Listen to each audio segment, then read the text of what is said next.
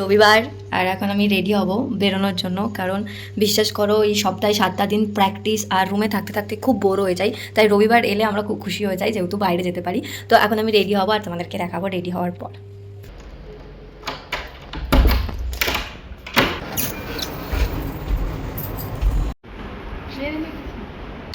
পাপা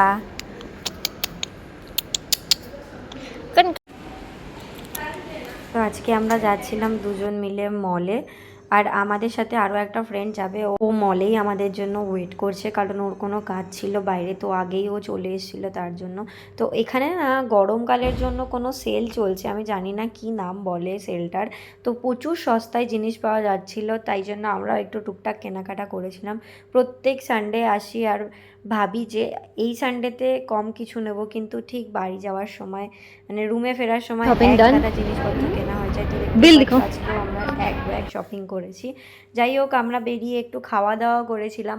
আর রবিবার এলেই কিন্তু আমরা ভুল ভাল খাবার খাই, মানে ওই একটা দিন একটুখানি ফাস্ট ফুড খাই আমরা। তো আমি নিয়েছিলাম পিৎজা আর আমার ফেভারেট বোবাটি। আমি কিন্তু বোবাটি খেতে খুব পছন্দ। রুমে চলে এসেছি আর আমার চোখটা খুবই যন্ত্রণা করছে, যার জন্য আমি তাড়াতাড়ি চলে এসেছি। আজকে সকাল থেকেই আমার চোখে খুবই ব্যথা, জানি না কি হয়েছে, চোখে আর মাথায় প্রচণ্ড ব্যথা করছে। মেবি রোদ্দুরের জন্য হতে পারে।